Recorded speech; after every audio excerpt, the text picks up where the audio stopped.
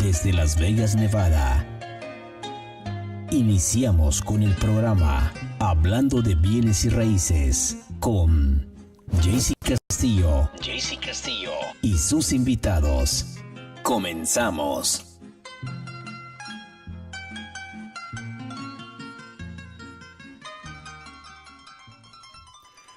Good morning, Las Vegas. My name is JC Castillo. We're starting here your program, Hablando de bienes y raíces. We're here every single day introducing real estate professionals. So today is December the 3rd. I can't believe that the year is almost over. So we're here in ML Studios, just like every morning, bringing you guys live information about real estate. And today we have two real estate professionals here in the studio with us. We're going to go ahead and get started to introduce Jamie. Jamie, good morning. How are you, ma'am? I am doing great. How about yourself? I'm doing great. So, Jamie, please give me your name, phone number, and all the information so people could get a hold of you. So, my name's Jamie Butler Taylor. I work at Guild Mortgage, and I absolutely love helping people get into homes. My phone number is 702-339-1667. And I've been with Guild Mortgage for 9 years, but I've been in the industry for about 12 total. And really, I think I have the best job in the world. So if you guys need anything, call me 702-339-1667. Perfect. And we also have here in studio, Micah. Micah, good morning. How are you? Doing good, JC. Go ahead. So my name is Micah Sullivan with Realty One Group. My wife and I, Mariella, we run a ma and pa real estate business, the Sullivan team here in Las Vegas. We've been licensed since 2016. And yeah, our goal is just to really, help facilitate transactions for as many buyers and sellers as possible, helping people's dreams come true. And we can be reached at 702-689-1906. Again, that's 702-689-1906. Perfect. Well, I want to personally thank you guys for taking your time to sit down with us here today, because we've been inviting a lot of real estate professionals to the podcast, right? And what we want to do is we want to go ahead and educate the consumer that it's still sitting on the sideline, because, we thought that once we knew who was going to run the country, all of a sudden the real estate market was going to just explode and go, and we knew the interest rate was going to be fine and everything. And then there's still people saying, I'm going to wait. I don't know what they're waiting for, but they're still saying, I want to wait. And the message we've been saying back and forth is don't wait, because eventually the real estate market is going to activate, and we're going to get into a feeding frenzy once, interest rates lower and once prices get adjusted to what they're supposed to be. Then we're going to have a lot of people jumping into the market. Jamie, with your experience in the industry, being in Guild Mortgage, seeing thousands and thousands of loans, when you see that interest rate get below 6.5, 5 3/8, it becomes a feeding frenzy, doesn't it? It absolutely does. And let me tell you, those prices adjust. Yes. And they don't adjust in the favor of the buyer. Correct. So waiting is scary. I know that anybody who's been listening or thinking about real estate kept hearing us say, marry the house and date the rate when rates first went up. But if you guys can get into houses now, when housing prices are still affordable, they have not taken that jump of that feeding frenzy that we're going to go into. And we all know in the industry, we've all been there, that it's going to go up. We can do refinances. And that's the biggest thing to remember. Lock in your housing payment now at the highest payment it could ever be. And then work backwards from there. You know that you're going to be in a better place down the line. Right. And Micah, I think that's great information, especially for first-time buyers. You work a lot with first-time buyers. You love working with first-time buyers. Educating them about, yes, the interest rate is important, but I believe that the price point of your home is really what's going to set you for failure or set you up for, for future gains. It's an important conversation to have at the very beginning with the consumer, isn't it, Michael? Oh, definitely. Yeah, I think, the reason why a lot of people might be waiting is just because they're not fully aware of everything that's available.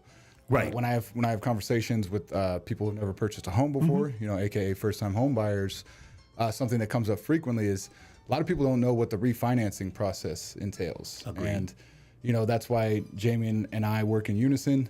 Since 2016, when Jamie also got her license, it's really just a matter of educating people, because you can, once prices go up, you could refinance, and if I mean, Jamie, just to give some ballpark figures, rates are around 7 for conventional right now. If they were to go down to 3 again, what kind of a difference do you think that would make on a $400,000, $500,000 home? That would be the difference of at least the car payment, guys. Right. Like, let's put it that way. Right. And that's really important because, again, a lot of people are in the sidelines saying, well, you know what? I don't want to purchase. I don't know if the world's going to end, right? Because that's what everybody's thinking, right? I don't know what's going to happen with the interest rate. I don't know what's happening with the economy. And look, at the end of the day, the world keeps on moving. It's going to, do what it's supposed to do with or without you. The difference is, are you paying a mortgage and building equity for your future, or are you paying somebody else's mortgage and helping them build equity for their future, right? And Jamie, I know you always have this conversation with probably a lot of buyers that are not understanding really what the real estate market is all about, what the financing side of the real estate market is. And you being a real estate loan professional, you have to have that conversation with the buyer and saying, look, buying a home is not just buying a home and now you have a mortgage payment. No, it's literally planning your financial future for the next 10, 15 years, because you don't want to be that flipper that every 3 years you're selling your home. I mean, you could do that, but it becomes a very unsustainable lifestyle. You're really looking for a long-term, investment, isn't it? We totally are. We're looking for that long-term commitment that we're able to refinance, like Michael was just saying, refinance, continue to save money. But I think with a lot of the borrowers that we work with, we're talking about generational wealth. Correct. A lot of these first-time home buyers that I know that we work with are the first people in their family to have ever owned a home. And a lot of them, I mean, some of them are younger people. A lot of them are middle-aged families who are just getting into their very first home. They're giving stability to their teenage children for their first time. They're leaving something for their families. They're giving their younger children goals. Like, you can accomplish this too. And it's really an amazing feeling. I think that's a big reason that we do it, is that we love getting people this goal, this stability, everything that they could want and they could hold on to, and pass down potentially as they grow. And let's be honest, a lot of the people that you guys work with didn't consider that they could qualify or purchase. And, we were having this conversation last time that Mike and I were sitting together and say, how do you talk to that buyer to make them realize all you need to do is just really ask, right? It's not like they're gonna hit you on top of your head, drop, you're not gonna hit them on the head, put them in the car and say, here, sign a contract, right? Literally, it's just, you just want to give them the basic information of, look, if you're making this much money, you're doing this much credit, you have this much money in in your savings account, you could possibly buy something. I mean, we're not gonna buy a mansion, but you're gonna be able to go ahead and put your foot into the real estate world. Isn't that true, Micah? Yeah, it's really about, I think it's a great idea to rely on the professionals in any industry. You can get a handyman to come and do your plumbing, but that might not work out too well. Right. So we are the professionals. I've assisted well over 100 clients. I know Jamie's done probably more than me on the lending side. And there's so many options out there as far as, first-time home buyers programs. Jamie and Mario, a set of clients this year, they purchased a home for $400 out of pocket. Literally, the only thing they paid for was the inspection. We were able to get through negotiations. Jamie assisted them on the finance side with one of the programs available. And on the negotiation side, Mariella and I were able to get their appraisal covered, all of their closing costs covered. And there was actually, I think there was even $800 credited toward their principal reduction as well, right, Jamie? I believe so. And that's where you want professionals who can not only work for the buyer, but professionals who can work together and communicate. And that's, with us and the Sullivan team and working with me, how often am I on the phone with you guys? I mean, I think pretty much every day. Right. Like I don't think I've missed a day minus a major holiday in years. And that's what it is. It's constant communication. Can we do this? Can we do this? What does it look like if we do this? How can we twist it this way? And again, you can have a good loan officer and a good realtor, but to have a pair that can work together and be successful because of that communication piece of it is going to make the buyer the most successful buyer that we can possibly have. And let me talk about what you guys are talking about, because I think that's extremely important, and a lot of the consumers don't realize this. You could have a good realtor and not a good loan officer, and that's not going to help. You could have a good loan officer and not a real good realtor that is very strong on negotiating, and that's not going to help. And then you could also have, and let's be honest, a good realtor, a good loan officer, and not a good buyer, and then all of a sudden that trifecta fails, right? And like you're saying, the communication and the understanding of what the ultimate goal is to actually put this person in a home.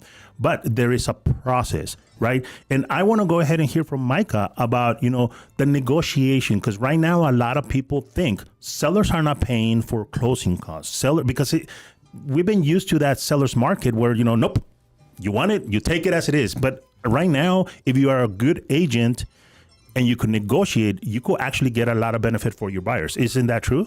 Absolutely, yeah. So it does, in a way, come down to the market. How bold a seller might feel in a certain scenario. Correct. But every single seller is different, right? Yes. Everyone's choosing to sell for different reasons. There's people selling from divorces, deaths in the family. Some people might consider them distressed sellers. And then also, you throw in factors like days on the market. That's going to tell a lot on potentially what a seller should be open to. Okay. Just realistically, if a home's on the market for 2-3 days, they're probably not going to do a 5 to 10% price reduction. But if we're looking at a home 90 days on the market, twice the average, that definitely opens the door for more negotiations. So, as a seasoned realtor, just these little subtleties is what we look for in a home. And, it comes down to, we can show a client 10 homes, they have their top 3, and we could say, they're all listed at this price, but this one looks like they're more open to negotiations. So now it's your decision. Would you rather purchase a home with 0 down, get your closing costs covered for this home?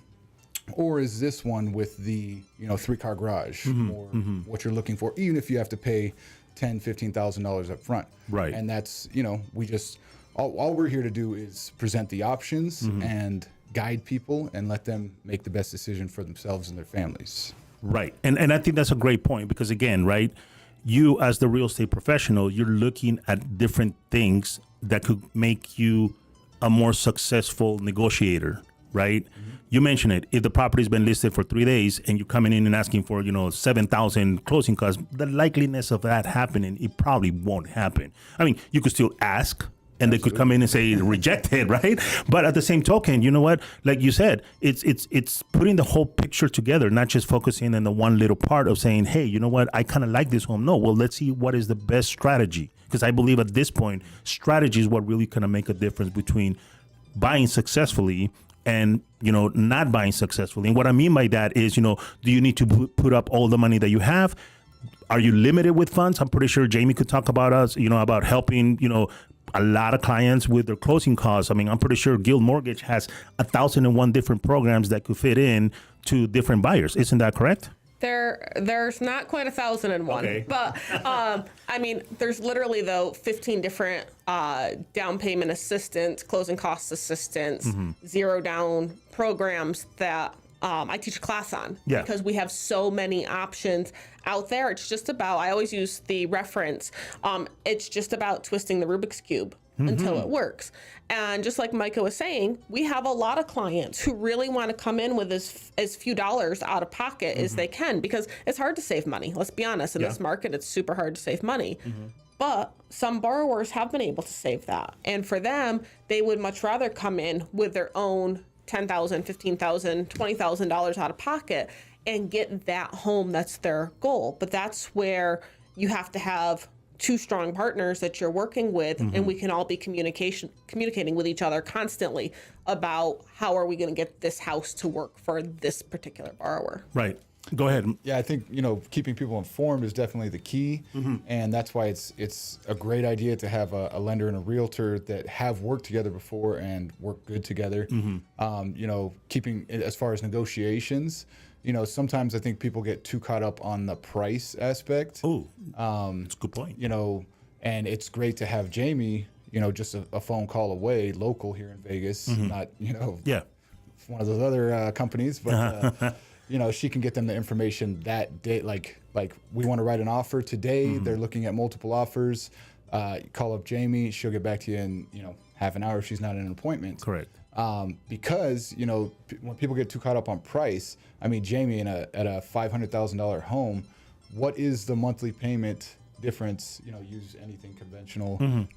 What is the difference in a monthly payment for $10,000, for instance? $60 a month. $60 a month.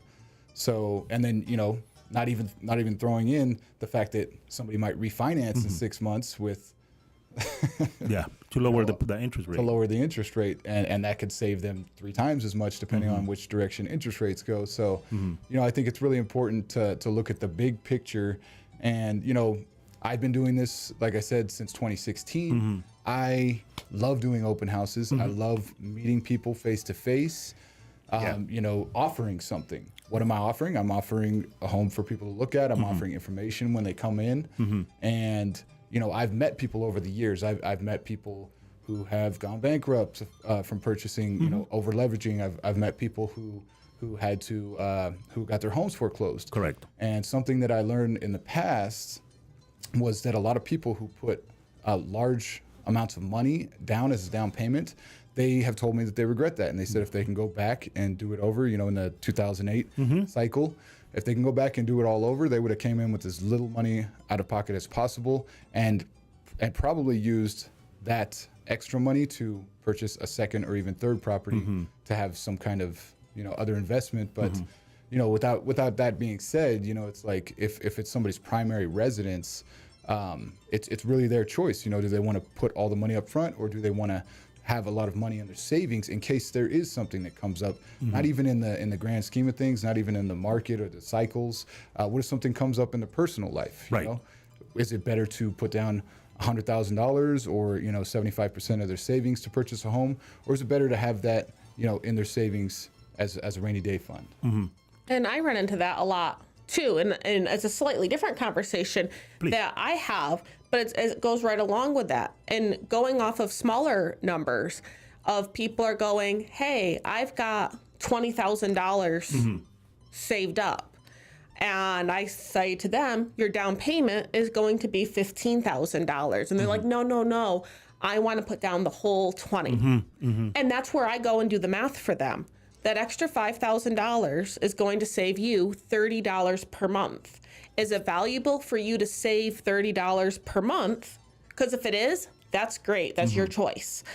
If it's not, that $5,000 could buy you your new living room set. So now you're not buying that on credit. That $5,000 could pay off a vehicle that you have. So you're not paying $489 a month for your automobile or something like that. And that's where we can turn that Rubik's Cube and help them figure out what's the best way to spend their funds. Right. And you know what? I love the analogy of the Rubik's Cube because, everybody says, well, you know what? All the big brand banks, you're in a box.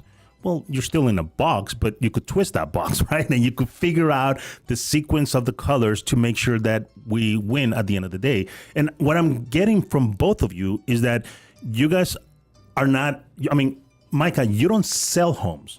You advise people on how to purchase the right way. Jamie, you don't sell loans. You advise people on how to manage their money to the best of their ability to make sure that, they have a successful transaction. Because from what I know is that when you purchase a home, you purchase a home, but you're going to collect the funds when you sell it, right? And it might be 5 years, 3 years, 7 years, 17 years, 20 years down the road, and you're going to collect the funds. But you have to make sure that if you have money in the bank and you have limited amount of money in the bank, you're very strategic on how to move that money around to be successful and close it. Now, Micah, I know, and you and I met before we even actually knew each other through social media, because I've seen that the Sullivan team, you guys are hosting an enormous and consistently amount of open houses. And that is your strategy. And you just said it. The reason is because you get to meet people that might just be looking, but then you turn them into like, have you ever thought of buying? How is that conversation happening? So let's say that I am the first time, a looky look that we call, coming into your open house. How do you start that conversation to make me think, I should call Jamie to see if I qualify? Because you're very successful in that. Please share that. Well, initially I think it's really just about listening. It's about when someone comes in, you want to know why they're there. Okay. Right? Right. Are they, there's the term looky-loos. Right. Are they just coming in just to make a conversation? If I'm not busy and I don't have to catch up on work, sure, we can talk about anything. I'm okay with that. Okay, I like that. But if they are interested, then it's really about helping them navigate, their goals and what's available, and putting them in touch with the right people, and just making sure that they reach their goals. So, and that's where having a team, like, it's myself and Mariella, that's the Sullivan team on the realtor side.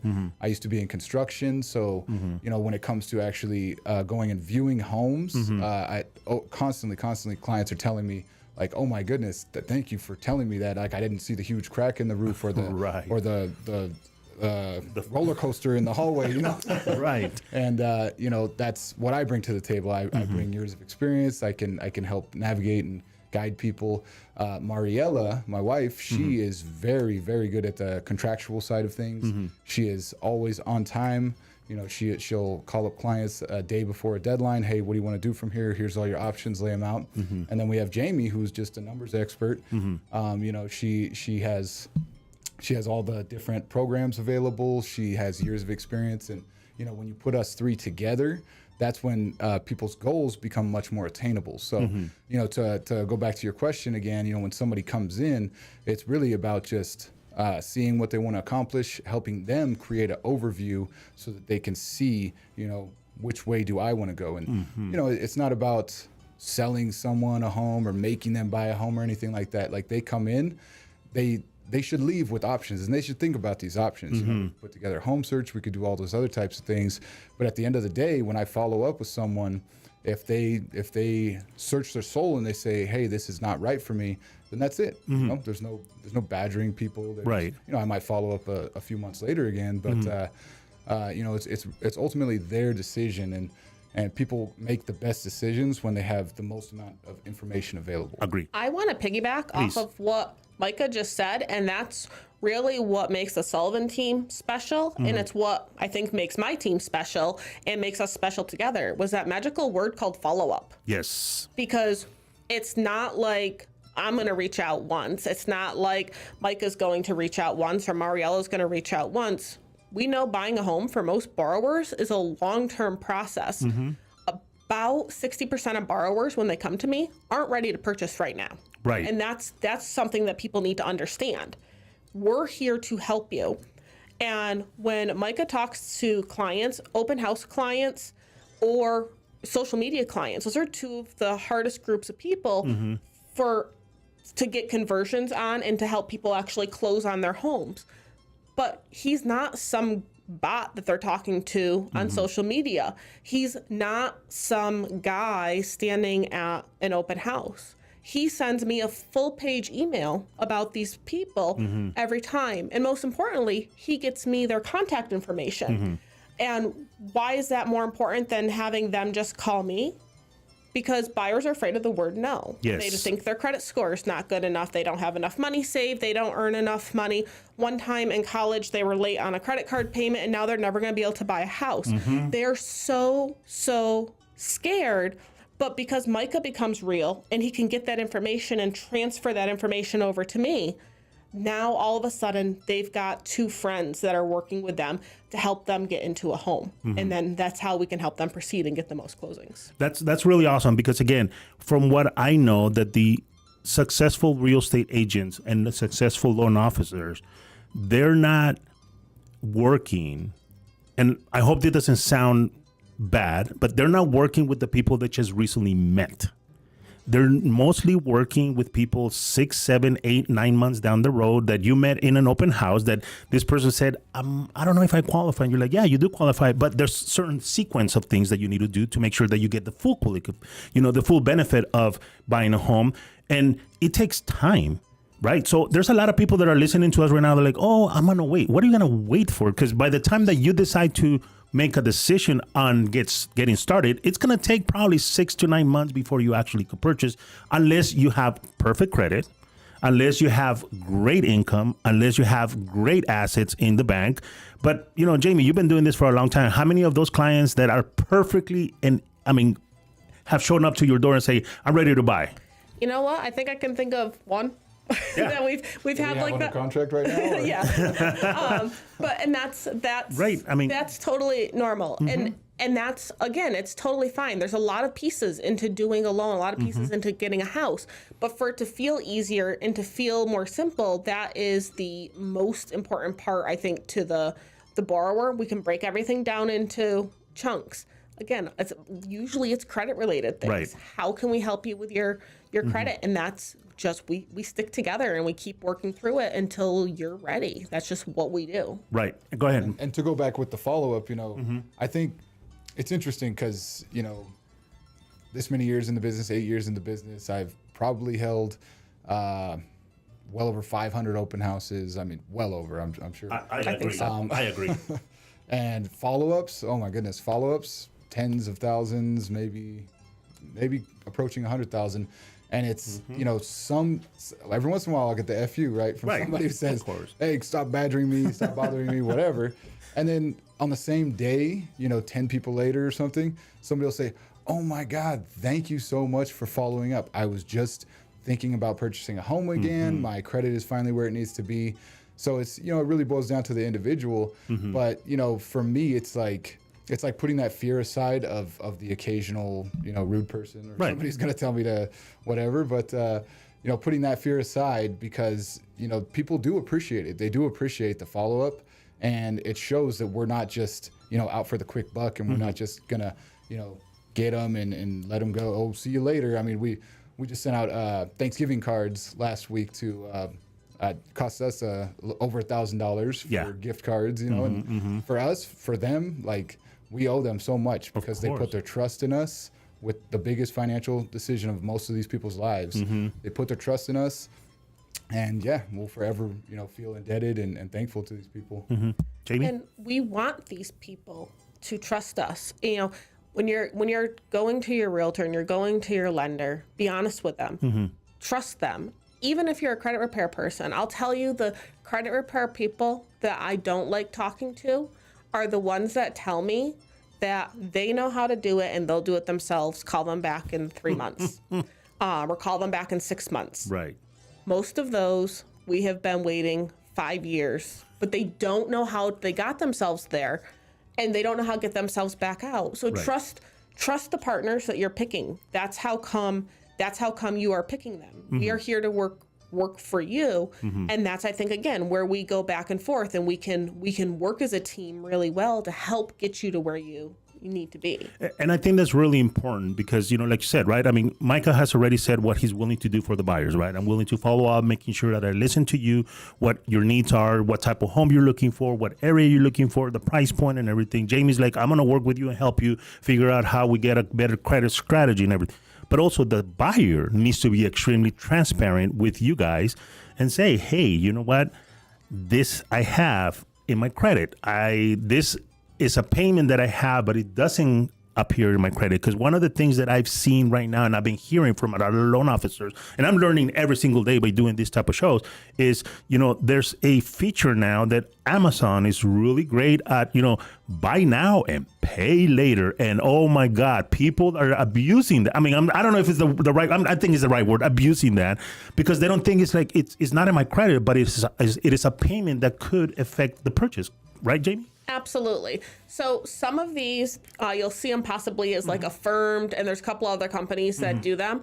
And we're seeing some of them sometimes popping up on the credit. Oh, really? But we're also looking at your asset statements. So if you're sending in $500 a month every month to a company, as a lender, we have to find out why. Who are you paying $500 a month to? Right. Why are you paying it? How much do you owe them? And how much longer are you still responsible to pay them? That $500 a month payment could blow up your loan. That will blow up most people's loans. Right. But let's be honest. Right now, in town, we see people really pushing the high end of their debt to income limits.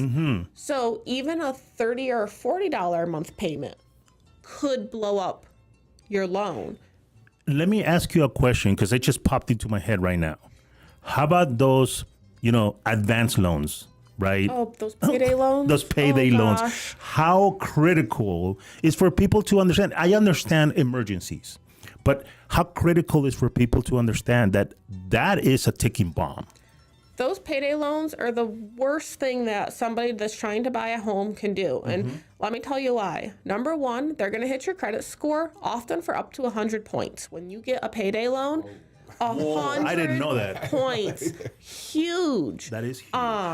So that's number one. Number two, the payments on them are always high. So on a payday loan, if you were just going to get it because, it was Christmas and you were going to buy Christmas presents with it, well, now all of a sudden we're having to take into account another $250, $300 a month of loan of debt against you. $300 a month, just going off of the conversation we had earlier, 10,000 is 60. $300,000 a month will take away $50,000 of purchase power. So, Micah, $50,000, does that change your neighborhood at all? Oh yes, that changes So, right, a lot. like that could be a pool, that could be a 3-car garage, Right. extra bedroom. It could be the difference of being in your desired master plan and not, or your desired school district and not. Like, that's a big number. The last part of it is, now we also have to convince the underwriters this person is asking for a loan for $400,000. That's pretty average in town. But they can't make their payments. They're having to get a payday loan. Why are they still a good credit risk if they're having to get a payday loan while we're going through a mortgage? And so the three of those, stay away. Just stay away from payday loans while you're going through the process. So you were saying the 100-point credits, 100-point in credit. But what about also, that affects the monthly payment because the DTI with different levels of credit, right? Correct. So it could affect DTI because it could affect interest rate. It could affect, and again, where we talked about first-time home buyers, it could affect the ability for somebody to be in a first-time home buyer program and them not qualifying anymore. Stay away from payday loans when you're trying to buy a house. So more or less, listen to your loan professional, because if they're telling you this is what kind of happened, don't play with fire, because you are gonna find out. And it's really, really interesting because, like you said, and I understand emergencies, right? We're all in a scenario where, we might not be prepared for an emergency. You might need it as an emergency, but if you could pay it off quickly, pay it off as quickly as possible. Don't let it linger, because it does create an issue. And one of the things that Jamie was talking about right now was the issues that we get into as a first-time home buyer during the loan process. As a first-time home buyer, sometimes the seller could create scenarios for the home buyer that are not, helpful, right? Maybe they have HOA liens that they didn't talk about. And this is why it's important for them to hire a professional, so you could check and make sure that everything is, every I is dotted and every T is crossed, especially when you're dealing with that seller that is not being as transparent as you can be. And as far as, extra liens and hidden types of things, that's where the title company can also come in, like JC over here. They can look into that kind of information, just make sure that a home is free and clear and all that. But as far as you're talking about liens for, can you reiterate? Well, I think, liens like that, I just got a pool made and, I didn't tell anybody that, there's a lien against the house. Obviously, the title company will find out about it, but, that could create a problem on the transfer, because if they haven't paid it off, there's a lot of other things. I think the biggest misconception for a lot of buyers is, the property is in perfect conditions. Is like negative. We gotta get an inspection and we gotta know what's wrong with the house. That doesn't guarantee that it's gonna get fixed, but at least you're gonna know what's wrong with the property. Isn't that true? An occasional transaction where a client will say that they don't want an inspection. And I mean, Mariella and I have even volunteered, we'll pay for the inspection if we need to. Good for you. We're not going to let you do this. If your money's tight, we'll figure it out somehow. And Jamie was shaking her head like no inspection, right? But can you explain the reason why an inspection is so critical in the transaction, please? Well, it's critical because you need to know what you're buying. Think of a vehicle as well. You don't want to buy a truck with a blown head gasket. It'd be worthless. So, if you go in and you purchase a home and the plumbing shot, you could immediately set yourself up to be spending plus $1,000 right off of the get-go, just to have running water in your house and sanitation.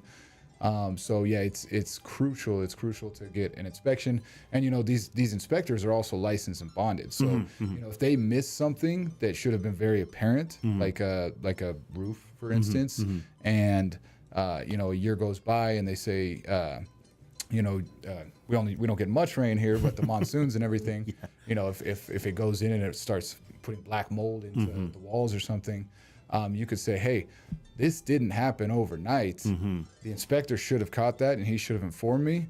And, I would tell the client, give the inspector a call. Right. Because they're licensed and insured. You're not going to destroy them, right? But they're gonna get the money to help mitigate those damages. Right. So, and I think that's important because I've seen a lot of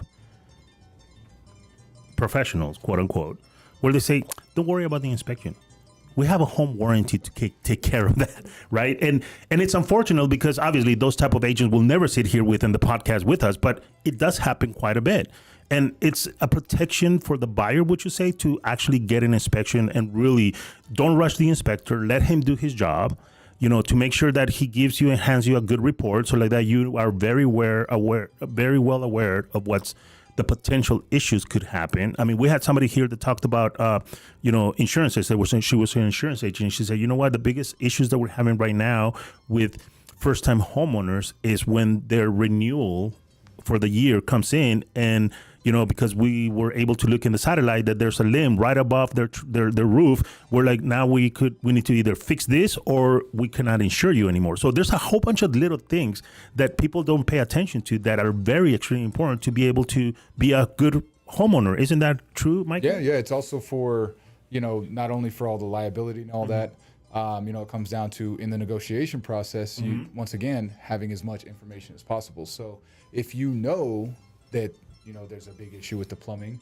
the question is, do you still want the home? The question is, if the seller, hey, we got a plumber in there, it's going to cost $7,000. Mr. Seller, would you like to contribute that back into or reduce it from the price? Maybe they say half, maybe they say nothing. That's the whole negotiation process. Is just, it's really not about, I don't want to say it's about winning. It's about kind of making everybody happy. Right. As far as a team goes, we have Mariella, myself, and Jamie. We're a team. We're assisting a buyer, but the buyer is also part of the team. Correct. Right. And I liked how you said transparency as opposed to honesty. It's not just about answering yes or no questions. It's about, hey, I'm concerned about this as a buyer. Like, help us help you. Right. If we all work together as a team, your goals are gonna be more inevitable. We're going to make it happen together. Right. And then even to a lesser extent, the seller is part of the team because we're all trying to facilitate one transaction together. That is true. So if everybody's happy, everybody wins, right? Maybe a seller purchased in 2019 and they have $100,000 equity in 5 years, and they, as long as everything goes smooth, they like you, they like the buyer, they like how everything's going. Sure, yeah. $7,000, let's do $10,000. I just want to make sure that everybody's happy in this situation. To me, maybe to the seller, money is not the most important thing because they have so much equity. Right. You gotta really search people's motivations. Why is the seller selling? Why is the buyer buying? And that's where everybody could win because it's not always about money. It's sometimes it's about time. Sometimes it's about convenience.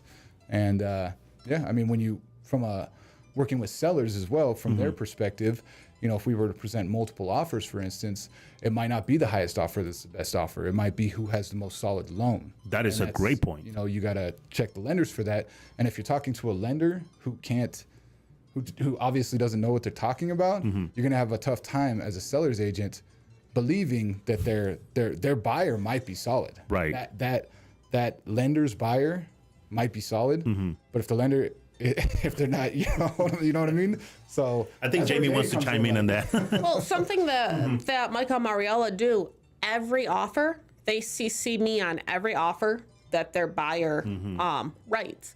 And I call the listing agent because if we're trying to help the buyer get into a home, we need to convince the seller that these buyers are the best risk that they can take. Ooh, I like that. Go ahead. They're all a risk, right? So Right. Yeah, no, Everyone's I like that. I like that. That they're the best risk that they could take to take the largest purchase they've ever made and sell it and buy their new largest purchase, right? And so by me calling the listing agent and saying, hey, these borrowers, I've already checked their documents. Hey, I've already verified these pieces. Sometimes we can even say like, hey, we have waivers. We don't have to verify any income. We don't have to verify employment. We don't have to verify assets. We have a property inspection waiver. We don't have to have an appraisal. If I can call a listing agent and say, hey, we can remove our contingencies, we don't need them, how amazing does that look compared to a borrower who the lender was like, oh, well, they told me they made $100,000 a year, right? So if we can get ahead of that, I think that's one of the places as a team. Number one, the listing agent is seeing that we work as a team and as a solid unit to get the buyer the home that they want. And it also gives the seller the confidence that we are working as a team, that we're going to close this like we promised we will. Right. And that's really, really important, again, because we are seeing right now, especially in the title company, where we're starting to see cancellations because the loan was not qualified. I don't know if that's the correct word. Well, yeah, with interest rates going up in the middle of, I know they get to choose when they lock it during escrow, but interest rates have been going up drastically, unfortunately. So I could see where all these cancellations are coming from. Yeah, but also we're seeing where, all of a sudden the buyer's agent's calling and saying, hey, we need to cancel because my people didn't qualify. And we're like, what do you mean? They might have qualified at the open of escrow, right? At the beginning of the contract, they might have qualified. But I mean, how much have interest rates gone up in the past couple months, Jamie? Exactly. So if we went back into September when prior to the Fed coming out saying that they were decreasing rates by 50 bips, well, the mortgage industry had been hedging on that, and our rates had been falling. They were great, and it was really good. Well, when the Fed came out and said we're going to decrease by 50 bips, but I can't guarantee that we're going to decrease any more this year. Well, wait a minute. The market got a little nervous. And so rates went right back to where they were. So if you were somebody that came in truly June, July, August, and we got you approved, up to the beginning of September, the interest rate that we got you approved at, in some instances are 1%, 1.5%, 2% different than what it is now. I mean, that's a lot of money. And again, if you were maxing out your debt to income at the lowest interest rates that we've had in the last 2 years, and now we're back up near the mid to highest that we've had in the last 2 years, that's a big difference in your purchase price.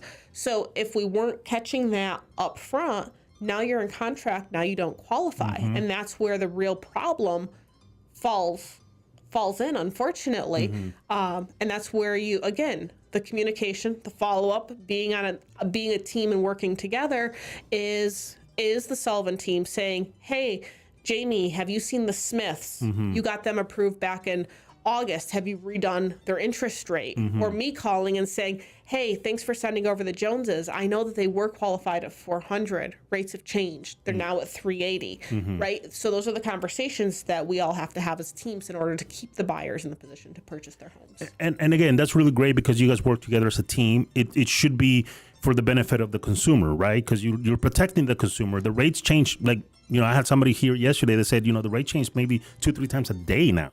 Yeah. I know for a fact that this week we're waiting for Thursday and Friday's report. One of them is the jobs report, which I don't think the interest rates are going to get slashed next week when the Feds get together, because it's not a very strong jobs report right now so far, right?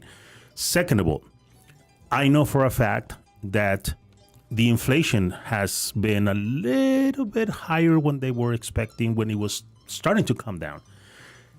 Now, can you explain, Jamie, to the normal person that rate cut doesn't really affect directly the mortgage cut? Because I know a lot of agents, and again, you guys know who you are, in TikTok and Instagram, like, oh my God, the rates fell down. Give me a call. We're going to get you into a better loan. Like, the rates don't move at all. As a matter of fact, like you said, last time, they actually went up. And people are like, what is going on? Can you explain that correlation between one and the other in layman's term, as simple as you can, please?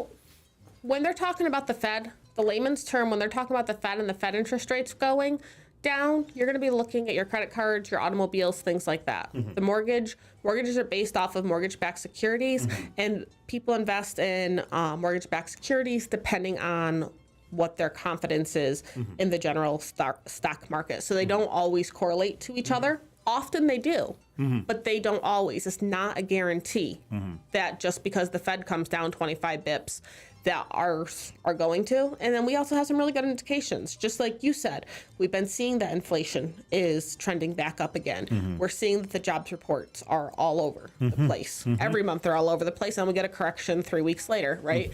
So, you know, we've been seeing this over and over again. That's what affects us, and we're trying to guess what the market's going to do when we're putting out our interest rates. And again, there's lots of lenders in town, and when lenders are telling you the rates have changed once or twice today, they absolutely have. They've already changed twice today since the rate sheet came out, but by the time that I left here. Wow. Sometimes, like when the market was going really crazy about a month ago, I was getting up to 6 changes a day. I'm sorry. I'm sorry. I laugh, but that's mind-boggling. Imagine. You're with me? Yeah, I know. But imagine, Micah, if your price of the home would change 6 times in a day. How would you? It basically is, because people they need to come to the realization that, you know, they're not purchasing a home solely based on the price of the home unless they're paying cash. And you know, so everybody who is not paying cash, it's really a balance between the interest rates. And then, you know, I feel like it's kind of veering towards, you know, like you were saying, a lot of people are not making the decision. You know, there's many reasons why people could choose not to buy, and interest rates is one of the big ones that I hear frequently. But I think it's mainly because these people don't know how, you know, simple the refinancing process can be. And like with Jamie, for instance, with all of our past clients, when some of these people they purchased years ago, and when rates get to a point to where it makes sense financially for them to spend the $3,000 or so to do the refinance, if it's going to save them enough money, she will call them that day and she'll say, "Today is the day.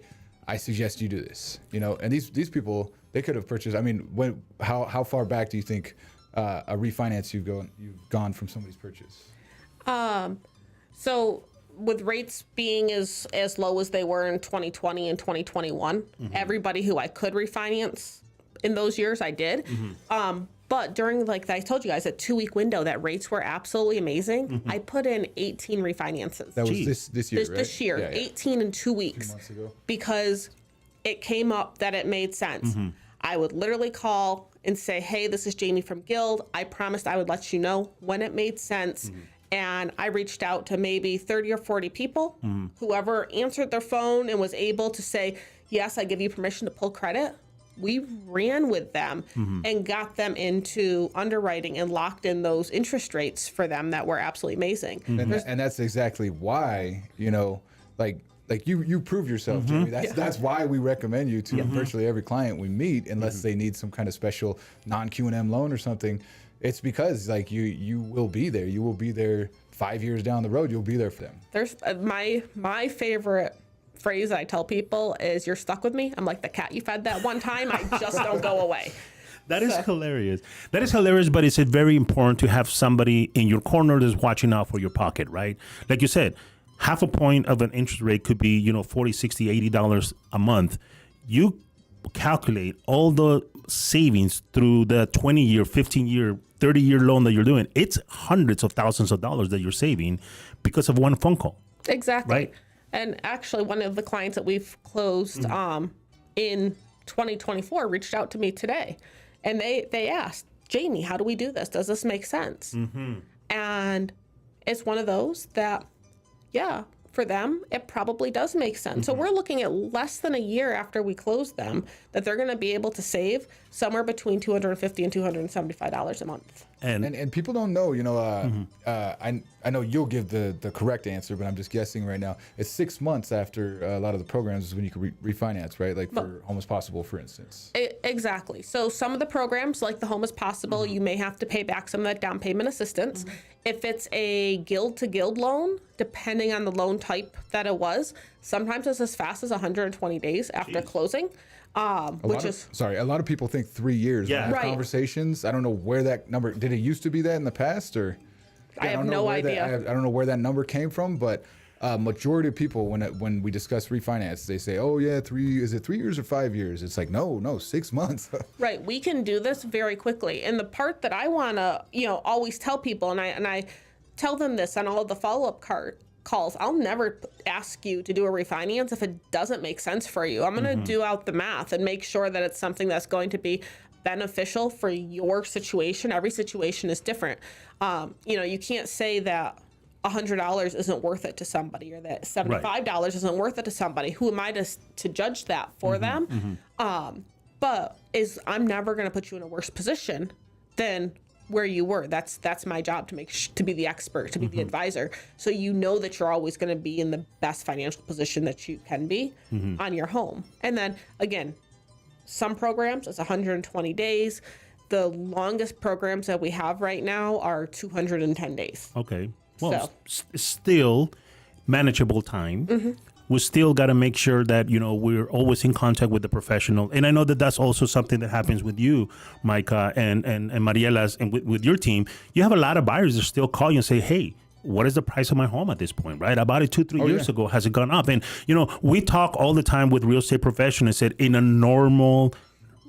we haven't seen a normal market for a long time, but in a normal real estate cycle of a market, 4 to 7% increase is great. But we've seen recently, I pulled numbers just like 3 days ago from different areas here, different zip codes. Some of them have gone up 14, 12, 20% from year over year. And it's like, that's in a market that everybody's like, oh my God, it's crazy. No, the growth in Las Vegas is just unbelievable. Obviously, it depends on the area that you're in, but also it's in the demand, because we're seeing a lot of people coming out of state. And we used to say all California people, but we're seeing people from Texas. We're seeing people from all over the country moving in here as well. That creates a faster equity in a property, doesn't it, Micah? Because you're looking at more buyers wanting to move into certain areas, right? All, looking at stocks, looking at selling anything, selling candy at the market. Right. It's all about supply and demand. Right. When you have to, as a vendor, if you have to go above and beyond to somehow figure out more supply, then you are entitled to raise the price, right? That's the way it's always been throughout history. And there are little caveats, like you mentioned Texas. I know you see all the TikToks and everything about the home prices in Texas. They don't tell you about the taxes in Texas. That's right. That is correct. That's why we get people from Texas over here. That's right. But what I'm saying is, you've helped a lot of people in the east side of town. Everywhere, all over Vegas. And when you have a first-time home buyer that cannot buy a property in, Summerlin or Green Valley or, the newer area in the Southwest, here we know for the fact Southwest is just blowing up. Your first home should be somewhere where you could afford, first of all, because the equity on that property it's gonna allow you to level up to the next property. Can you talk a little bit about that, especially when the first-time home buyers are like, you know what, I want to buy a home in Summerlin, but I can't afford it. Well, can you afford to pay? Right? Can you afford a payment? Let's get you into real estate, and then we'll start navigating how that equity is going to help you elevate yourself. Can you talk about you use as stepping stones, basically. Please. So, you take someone who purchased in 2019, for instance. That was not the pit of the last cycle. That was kind of a nice, healthy point right in the middle. They have realized enough equity right now. They have multiple options available. They can do all different types of cash out refinances, which Jamie can assist them with, things like that, HELOCs and that type of thing, or they could just straight up sell. Sell and depending. So for a lot of the programs, you cannot have owned a home in the past 3 years, but if they're looking at $100,000 equity, they could potentially. The question is, are they going to be comfortable with their payment to level up? To more desirable area in their what they would consider a more desirable area. Correct. You know what I mean? Yeah. And the biggest misconception from people is that, well, if I sell in a high market, I'm going to purchase in a high market. Well, yes and no, but you're also putting $100,000 down, which lowers your payment in a monthly scenario, right, Jamie? Absolutely. You're able to put down that 100,000. Maybe you're able to put down 25,000 and keep $75,000 and pay for your kids' college, right? There's definitely some options, but now you're not depending on a program to get into that house in the more desirable area. And for those that have been on the fence about, well, I rent in Summerlin and I want to live in Summerlin, right? Just using your example, well, the average rent up there is $3,000 a month easily. So can you afford to be giving away $36,000 a year? Because I can't afford to give away $36,000 a year. Right. And again, just so the audience could understand, if you want to live in Summerlin and you're paying $3,000 a month, you might not be able to purchase a home in the golf course in Summerlin in TPC, but you might be able to purchase a condominium or a townhouse in Summerlin and probably save a little bit monthly payments on that. The area is, if that's what you're looking for, you got to adjust the size of the home if you want to stick in that area. So there's always going to be options. You as the consumer have to be open to hear that, because some people are like, oh, I'm going to put you in, maybe you could afford a townhome. Like, oh my God, no, not a town. But maybe that's the best scenario for you at the moment right now, right? I hear that, and through experience, I've learned, there's townhomes, for instance, right over next to Rose Ranch here. The only connection of the home is a shared garage wall. Right. A shared garage wall. So when I tell people, like, are you sure you don't want to look at townhomes? I can give them that example from my experience, and they'll be like, you know what, actually, that would be just fine with me. I mean, if my neighbor's in his garage when I'm in there for 3 minutes getting groceries, I could live with that, right? To be in, Rhodes Ranch area, for instance. But yeah, going back to also, to the stepping stones is if someone had purchased in the past, if depending on their mortgage, their current mortgage, it might be a good idea to turn that into a rental to purchase another home, because rentals skyrocketed over the past few years. And if they want to, move to a different area, that could definitely Jamie, make it happen. Literally, I've done that myself. Okay. Number one, first and foremost, I did the stepping stone. My entry level house was in Mountain's Edge. It's not my rental property, and I have moved up to the next home. So absolutely, and a lot of people plan on doing this, but it gives you 3 to 5 years to now save up your own down payment for the next house. Right. And the thing I want you to know, and I want anyone watching this to know, is what does the down payment have to be on your next house? So you got into your first house using down payment assistance. You're saving for your next house. What does your down payment have to be? 5%. 5%. It doesn't have to be 20. It doesn't have to be 25. These are the numbers that people come in. They're like, oh yeah, I can't ever save $100,000 to buy a $500,000 house. And I'm like, wait a minute, what? Hang on. Who told you that? Right. Like back up. Right. You just gave me your bank statements. You have $30,000 saved. That will cover your down payment. If Micah and Mariella can negotiate your closing costs, you're good. You're golden. And then they're like, oh, so absolutely. Those step-up houses are a great way. And again, going back to the generational wealth. Now you have a house that maybe when your child turns 18 or 21 or gets married, they can go into that rental home, or you can sell it for them to be in their perfect home in Oklahoma if that's where they choose to live after their, so there's lots of options that you're able to do. Right. So I guess the bottom of, the story here today is don't wait.